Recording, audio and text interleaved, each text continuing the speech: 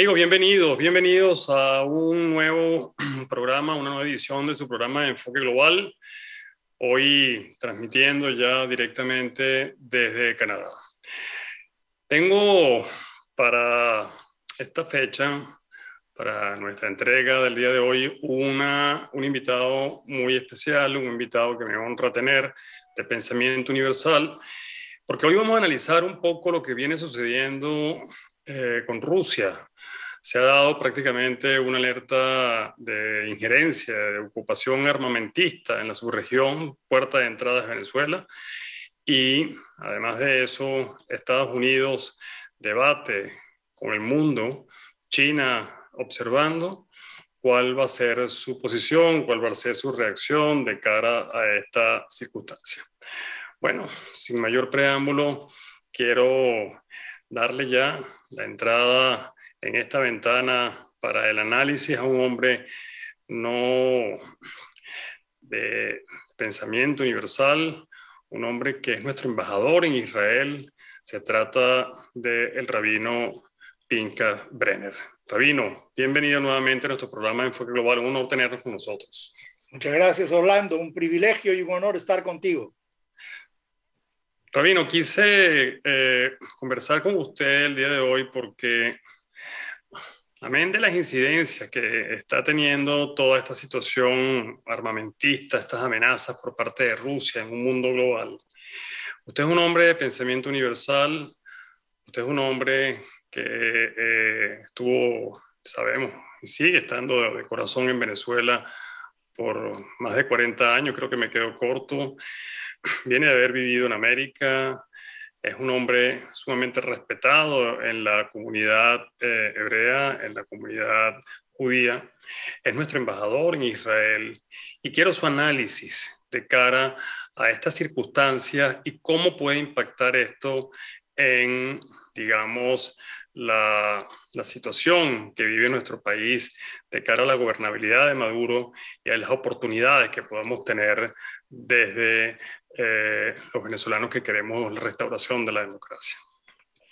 Bueno, Orlando, no tengo ninguna información privilegiada, pero me hace recordar de que los exégetas de la Biblia dicen de que hay 70 maneras diferentes de interpretar un texto bíblico, pero apuntan, uno no puede apartarse del significado literal de lo que dicen las palabras. O sea, por un lado, uno puede pensar qué es lo que hacen esas 100,000 tropas soviéticas, rusas alrededor de Ucrania. ¿Qué están haciendo ahí? Están en la frontera.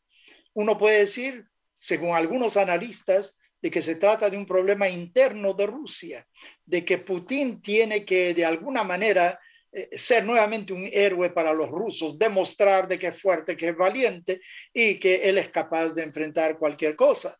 Puede ser de que eso sea una de las razones, pero por otro lado, no se puede apartar uno del hecho de que hay 100,000 tropas con todo tipo de equipo en las fronteras de Ucrania, obviamente que no están ahí en ninguna misión de paz, sino todo lo contrario, es un acto de beligerancia y quién sabe qué es lo que van a hacer con Ucrania. Uno tiene que recordar de que la ciudad de Kiev, que es la capital de Ucrania, en un tiempo fue la capital de la Rusia antigua, o sea, de que Ucrania había sido parte del gran imperio ruso también, tal como Crimea, que ocuparon unos años atrás, era parte de la gran Unión Soviética, que Gorbachev inició un periodo de desmembración, de terminar con ese dominio imperial y que Rusia sea Rusia para los rusos y se terminó.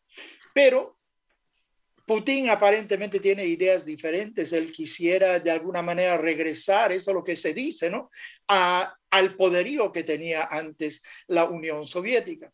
Hay que recordar de que Rusia económicamente es una economía, creo que menor a la de Italia, está como Portugal por ahí, está en uno de los lugares no comparados a las grandes potencias de hoy en día, que son los Estados Unidos, que sigue siendo la primera potencia del mundo, y luego está China ahí arrastrándose muy cerca de lo que es los Estados Unidos, y Rusia está muy lejos de eso. Pero Rusia tiene armamento nuclear.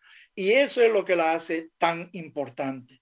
Pero hay que tomar en cuenta de que Francia también tiene armamento nuclear, Inglaterra tiene armamento nuclear, además de los Estados Unidos, Pakistán, India y China, desde luego. No hay que olvidar eso. Sin embargo, nadie utiliza ese poderío hoy en día como Rusia, y uno tiene que, de cierta manera, quedarse asombrado a cómo este señor Putin le da relevancia a un país que económicamente no está en las primeras filas de ninguna manera, no tiene ningún poderío parecido a Alemania, por ejemplo, y por otro lado está ejerciendo una influencia muy importante. Desde luego a nosotros los venezolanos nos preocupa algo totalmente diferente. Se dice que ya hay bases militares en Rusia. Bueno, hemos visto cómo esos aviones extraordinarios llegaron a Venezuela hace unos meses atrás, aviones supersónicos, etcétera. Rusia aparentemente tiene también ambiciones imperiales hasta en la América Latina también. Pero algunos dicen, no, eso es solo para asustar a los Estados Unidos, para enseñar a los Estados Unidos, nosotros podemos acercarnos a ustedes tal como Europa Occidental se acerca a Rusia en el continente antiguo. Y desde luego uno recuerda los misiles que Rusia colocó en Cuba y que casi hizo estallar una guerra mundial. Si es que los Estados Unidos no hubieran puesto un freno a esto, mira, o te retiras de aquí o nos enfrentamos, y los rusos se desplegaron. Pero aparentemente, quién sabe si el régimen venezolano no le da la bienvenida más bien a eso. Una manera, creen ellos, de forzar a los Estados Unidos a bajar la intensidad contra ellos, con todas las leyes anticorrupción que tiene Estados Unidos contra Venezuela. Es un juego muy complicado, pero uno no puede apartarse de las realidades que están sobre la tierra. Pero por otro lado, es peligroso lo que puede surgir, porque puede haber una pequeña equivocación, de repente surge algo, lo que me hace recordar que las grandes decisiones de los seres humanos no se hacen a través de un raciocinio calculado. Uno no se casa con una mujer haciendo 2 páginas, buenas cualidades, no tan buenas cualidades, cuáles son las que sobrepesan, cuál es la carrera que opto. A veces el camino de alguna manera aparece. Hay algunas personas que tienen todo calculado, pero a veces no. Entonces, a lo mejor un día se levanta el señor Putin después de haber tenido una riña con su esposa y reacciona de cierta manera, o el señor Biden. Esas confrontaciones, enfrentamientos son sumamente peligrosos, y por lo tanto hay que estar sumamente atento, porque la presencia rusa en Venezuela es una realidad. No se compara a los 100,000 soldados que hay en las fronteras de Ucrania, pero ahí están también, y tiene un amigo en el régimen que quisiera de alguna manera enfrentar a los Estados Unidos. Es una situación peligrosa. Bueno, muy interesante, querido Rabino, su análisis, porque puede creer Maduro en un mal cálculo que esto le podría favorecer, pero también podría perjudicarle, porque lejos de bajar el volumen en Estados Unidos, a su vigilancia, a su observancia sobre el latinoamericano, de pronto pueda subirle. Pero me falta que hagamos un análisis de que cómo ve esto Israel. Y este es un tema importante que lo vamos a conversar con usted en el próximo segmento. Ya venimos con ustedes aquí en Enfoque Global, el día de hoy con nuestro querido embajador en Israel, el rabino Pinchas Brenner.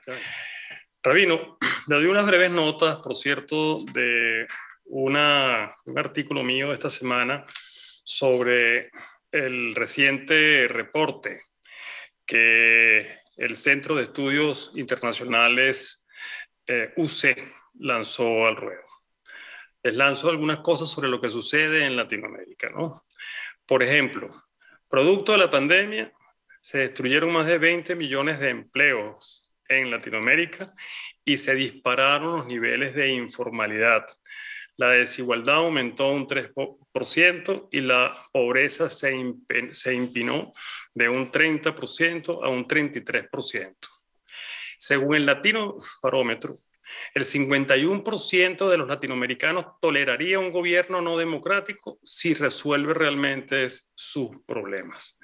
Esto ha incrementado la volatilidad, el riesgo político, la incertidumbre y la polarización.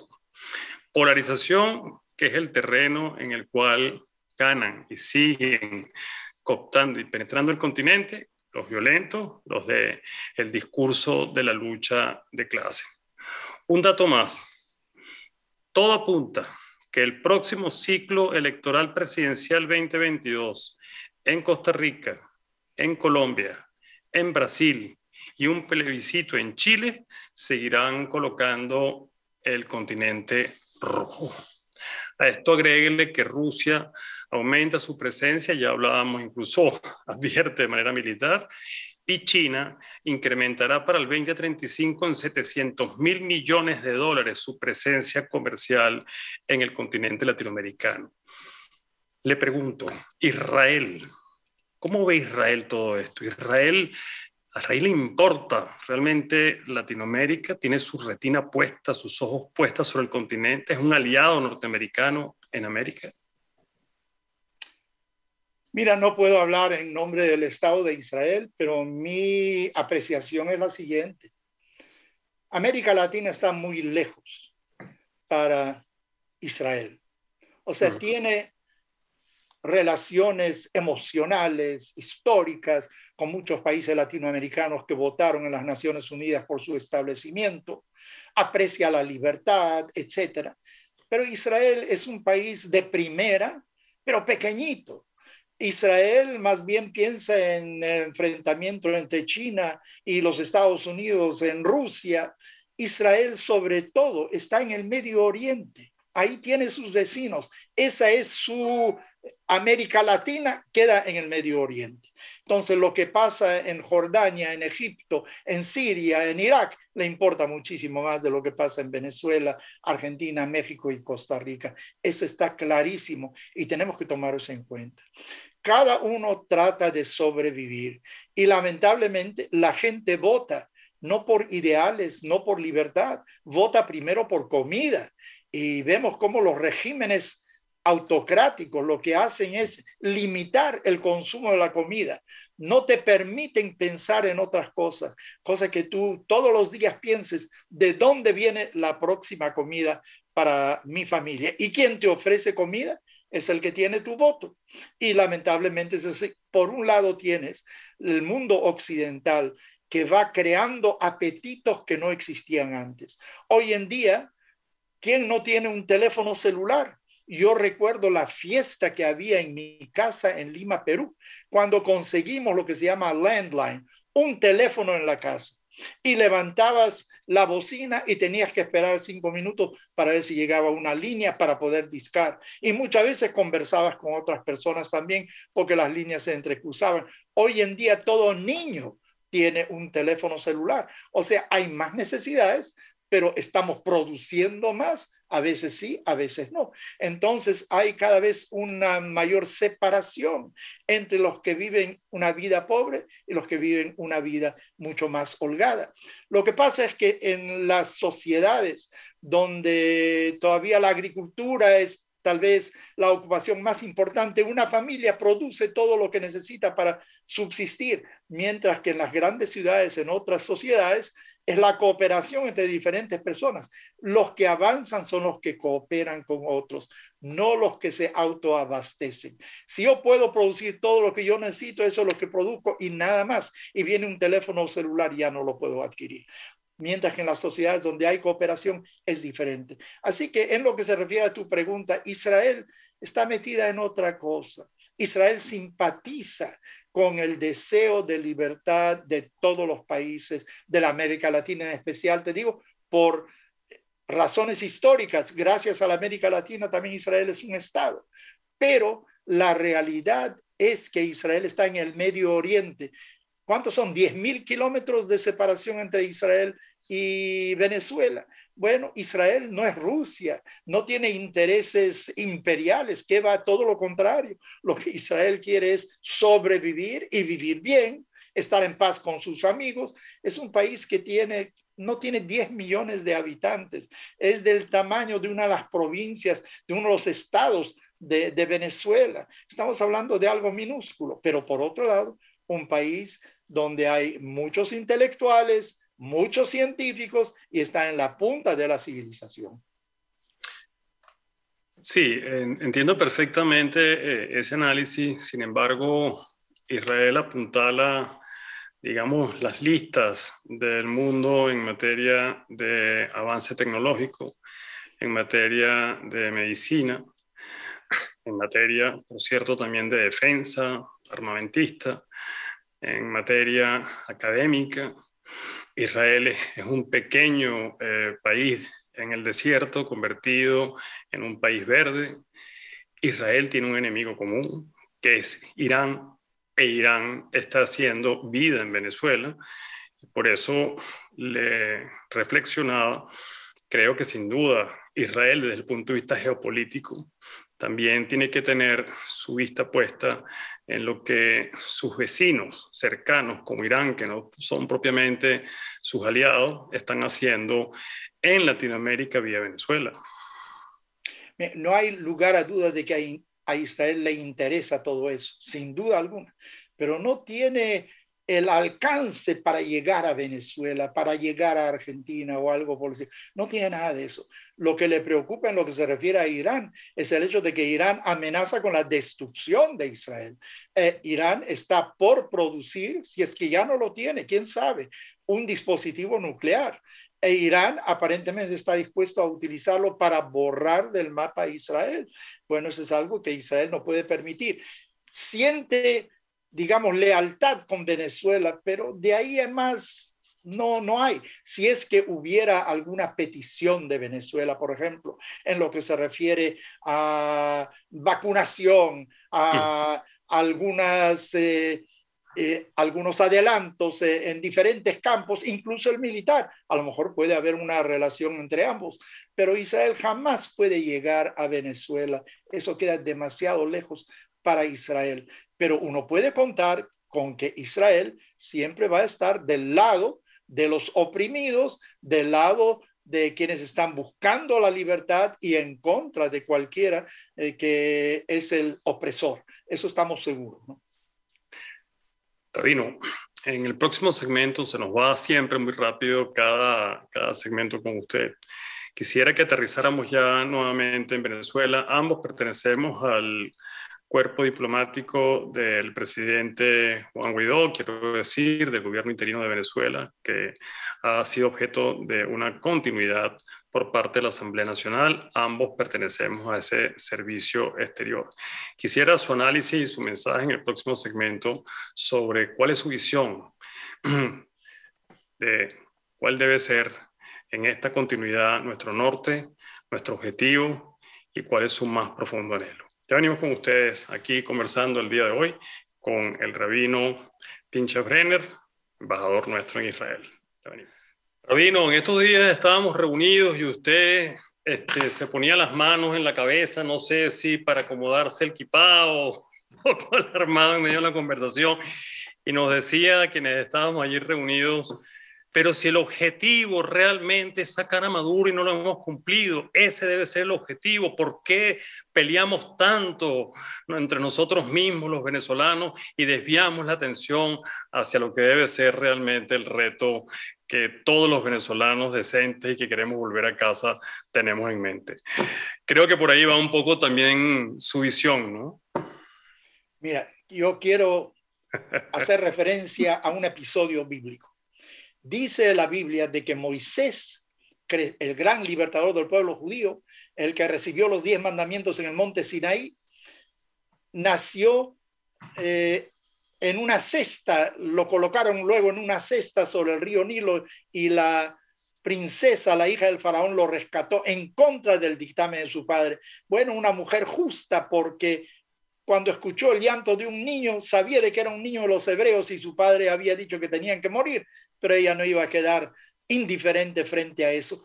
Y el nombre de ella, según la última parte de la Biblia, es Batia, que quiere decir hija de Dios, porque ella, en contra de la voluntad del padre, por algo que consideró sumamente injusto, reaccionó como es debido.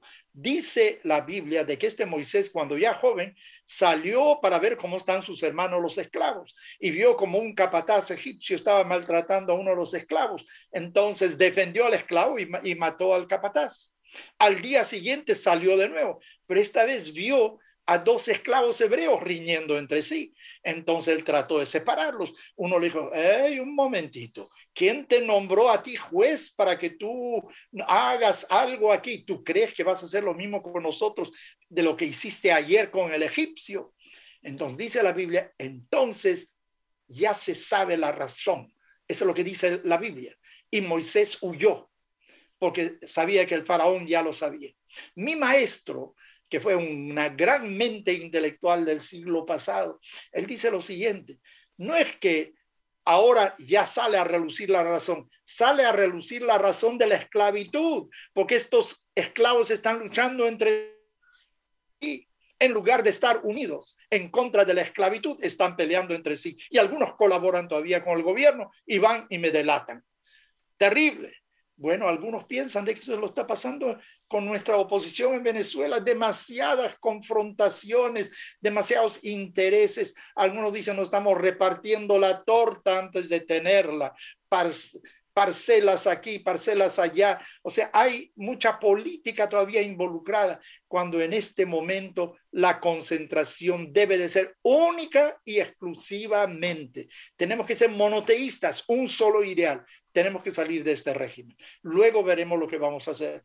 Entonces yo creo que en estos momentos se aprecia, no digo de que hay tanto enfrentamiento, pero unidad real de propósito no existe aún. Vimos últimamente como nuestro propio canciller dijo de que debería terminar el gobierno. Yo soy un gran admirador del presidente Guaidó. Creo que es un hombre extremadamente valiente. Él arriesga su vida todos los días. Mira, dicen algunos de que a lo mejor el gobierno tiene miedo de tocarlo. ¿Quién sabe cuáles serían las consecuencias? Puede ser que sea verdad. ¿Y si no es verdad? ¿Y qué si de repente viene un tiro de alguien medio alocado que cree que eso solucionará el problema? Él es un blanco a todo momento y sin embargo el hombre estalla.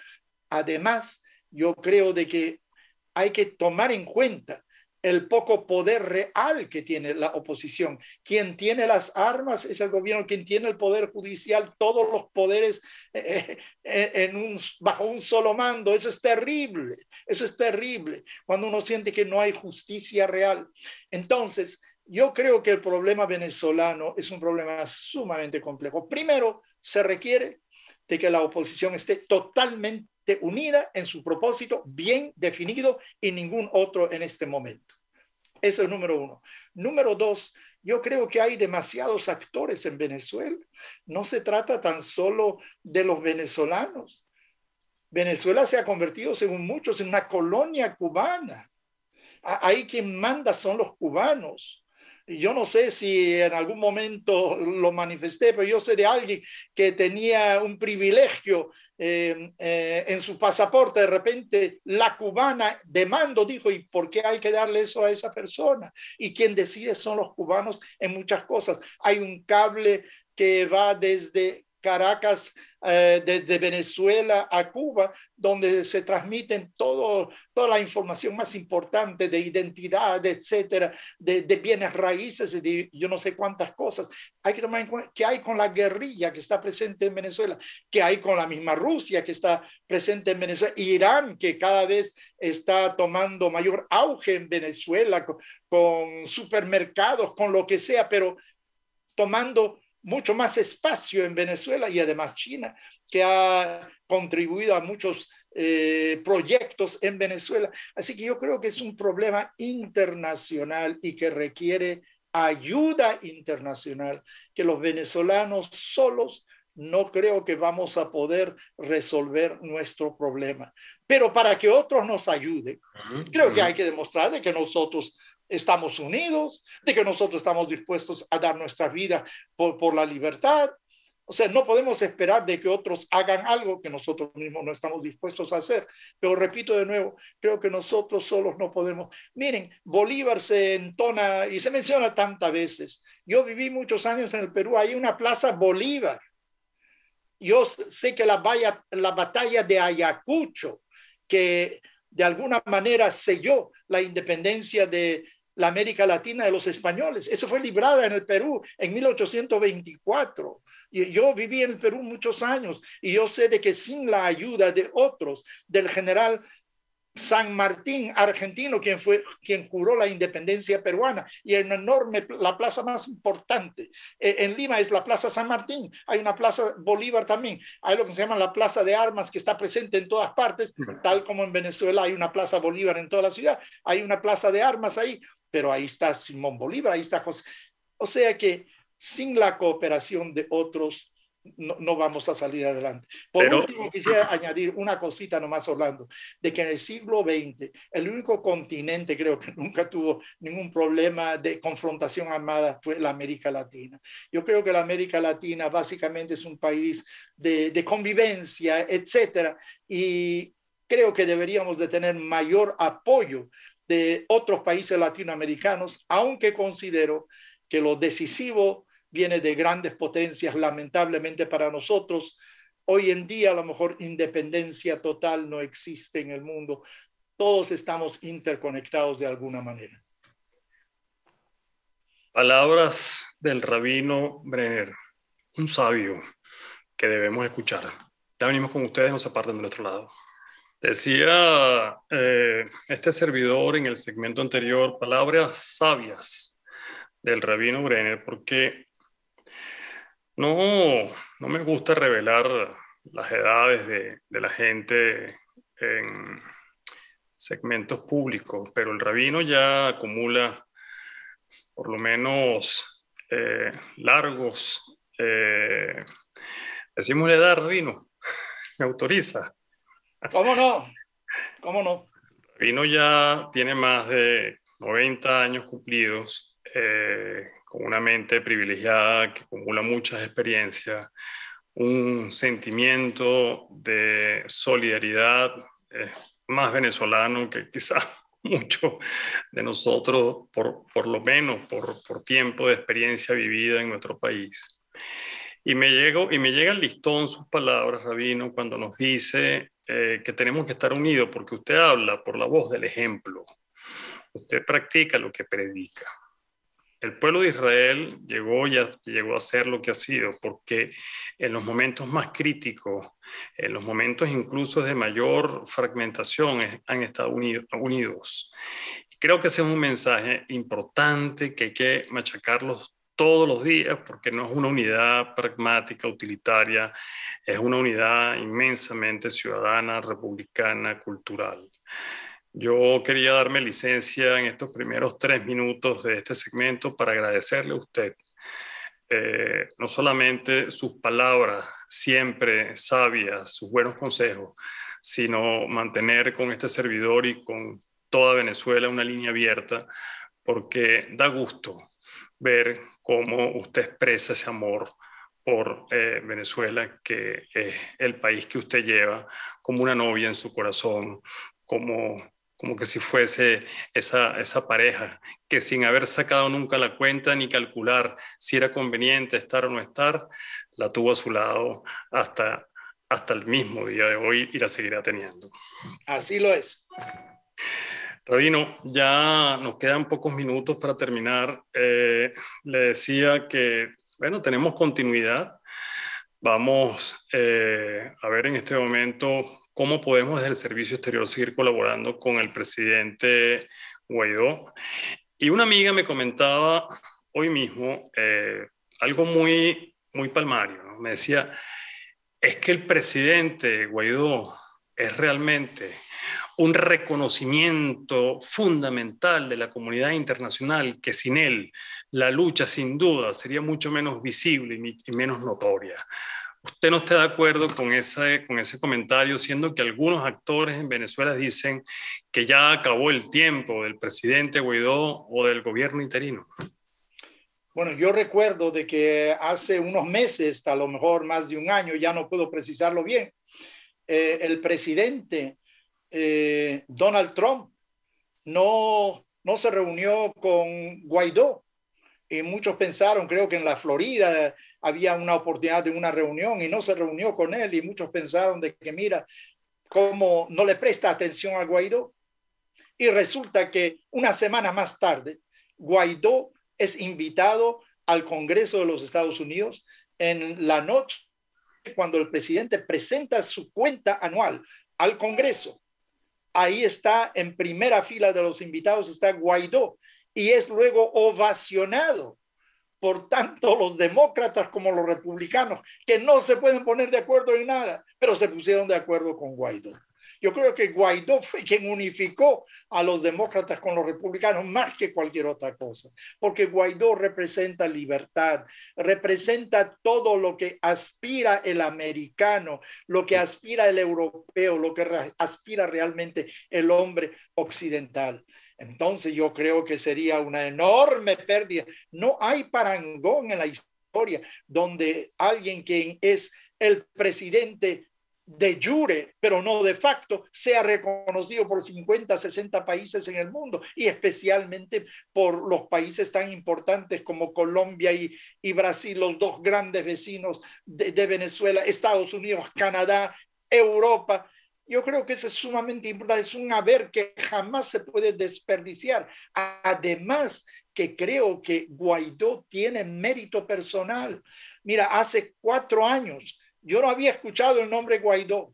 Yo conocí a un señor que era piloto. Lo conocí porque conozco a la familia para la cual él trabajaba y que tenía un sobrino que se llamaba Juan Guaidó, pero era un sobrino. Nadie sabía quién era. De repente el señor llegó a la presidencia de la Asamblea Nacional y surgió enormemente. Hay que escucharlo hablar hoy en día, tiene ideas muy claras. Él ha crecido mucho, él se ha desarrollado en el puesto. No es que el puesto es demasiado grande para él, como algunos decían, sino todo lo contrario. Yo creo que él ha hecho de ese interinato algo sólido. Pero lamentablemente los seres humanos tenemos otras características, ambiciones personales, celos. Yo que sé que hay personas que piensan ya tienen una trayectoria de décadas en la política. Aquí viene un jovencito y de repente es nuestro jefe.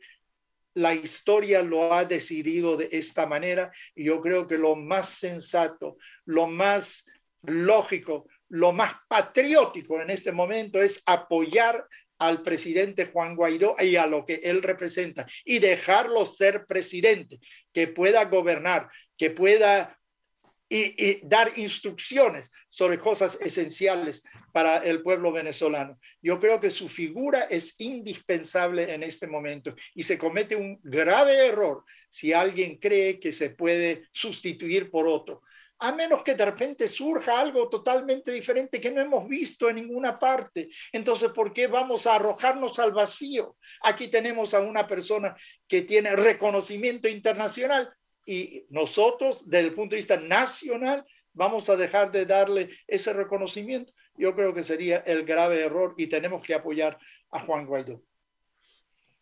Bueno, Rabino, acaba de decir algo que realmente concluye muy bien su participación el día de hoy en Enfoque Global. Si no es la comunidad internacional quien de ninguna manera ha pedido el relevo de Juan Guaidó, si es la comunidad internacional la que nos brinda ese reconocimiento a través del presidente interino, ¿por qué ser nosotros los venezolanos quienes nos encargamos de pronto de liquidar lo que representa Juan Guaidó en términos de libertad, en términos de lucha, en términos de valentía, en términos de restauración republicana? Tenemos que ir al corte para ya ir a nuestro editorial, pero quiero darle las gracias, mi querido rabino y embajador, por haber estado una vez más el día de hoy en Enfoque Global con su lúcida y extraordinaria intervención. Orlando, un privilegio estar contigo y aprecio tu amistad. Agoniza la democracia en Latinoamérica. Este es nuestro editorial del día de hoy. El Fondo Monetario Internacional estima una caída histórica del 7% y la CEPAL cuenta que 22 millones de nuevos pobres agregará al contador la economía latinoamericana. A esto tenemos que agregar otras calamidades. Se calcula que al menos en un 15% fue, digamos, la disminución de la inversión extranjera en Latinoamérica. Estamos hablando de que sube la tasa o el índice de pobreza del 30 al 33.7%. A esto hay que agregar que se dispara la economía informal en el continente y, por cierto, temas de criminalidad como el incremento de la siembra de hoja de coca, más el tonelaje de tráfico de cocaína hacia el exterior, ha aumentado, según informa la Oficina de Asuntos, 15%. El Latinobarómetro ha dicho que el 51% de los latinoamericanos estarían dispuestos a un régimen autoritario con tal de que resuelvan los problemas. Y para colmo de sensibilidades, ha aumentado también la volatilidad, ha aumentado la polarización, la incertidumbre y en consecuencia aumenta también la narrativa de la lucha de clases, de la violencia, por lo cual se estima que en Latinoamérica tenemos un paso de las democracias tradicionales y clásicas a nuevos regímenes autoritarios disfrazados de colectivistas o de izquierda. ¿Por qué quería hacer esta reflexión el día de hoy? El rabino Brenner ha hecho una exposición, como siempre, muy sentida, sabia, muy profunda, sobre lo que debe ser realmente la unidad de los venezolanos. Y no es solamente la unidad de los venezolanos, es la unidad de todo el continente latinoamericano. No está emergiendo una respuesta, un contraste, un contrapeso claro a la emergencia, al avance, a la cooptación, a la penetración, al secuestro del Foro de Sao Paulo de Latinoamérica. Ya tenemos que países como México, Argentina, países como Bolivia, la dictadura de Nicaragua, Cuba, han venido llevando a cabo el proyecto que representa el Foro de Puebla, el Foro de Sao Paulo, y ya Chile está de ese lado, recientemente Perú y Honduras, y el contador de pronto en marcha para también agregar ahora a Colombia y a Brasil. El continente latinoamericano pierde la fe en la democracia. El continente latinoamericano pierde la fe en las instituciones y en los estados que representan las democracias que aún permanecen en el país y que apuestan al capital, que apuestan a la economía, que apuestan al mercado, que apuestan al hombre, al individuo, como protagonista de su propia realidad. La democracia latinoamericana está en peligro y está en peligro por el acecho que viene generando todo el proyecto cubano, siendo una puerta de entrada, la puerta de entrada venezolana. De cara a este desafío se le suma ahora el tema ruso, que no es tema de coser y cantar. Se agrega ahora la amenaza armamentista y guerrerista que lanza Putin al mundo en pleno corazón de Latinoamérica. De tal manera que otros temas, otros asuntos quedan como que de muy poca dimensión, decía el rabino Brenner, para estar desunidos, fracturados, estar absolutamente divididos en asuntos que merecen nuestra máxima concentración, entrega, sacrificio y mejor entendimiento. Ya que el rabino ha sido hoy muy bíblico y ha sido muy sabio en sus pasajes sobre la unidad, sobre la nobleza, sobre el entendimiento de que los pueblos sobreviven en la medida de que se unan en los momentos más difíciles, quiero recordar un pasaje bíblico que decía palabras más, palabras menos. que tanto no conviene el invierno. Por cierto que estoy aquí viviendo en invierno, tanto no conviene el invierno al verano, tanto no conviene la lluvia a la sequía, como no conviene el necio a la honra, como no conviene el necio a la honra. Seamos honrados, seamos honestos y, como también dice el proverbio, tratemos de hacer oídos sordos a aquellas palabras divisorias que nos separan y que nos unen, porque el compromiso hoy, más que nunca, es muy superior a pequeños debates. Apartemos de nuestro corazón, apartemos de nuestra mente esas pequeñas, grandes necedades que nos fracturan y que nos secuestran la primavera, que nos secuestran el verano y que nos secuestran realmente la posibilidad de rescatar la democracia y la libertad en Venezuela. Los veo el próximo domingo por este mismo canal y a esta misma hora aquí en Enfoque Global.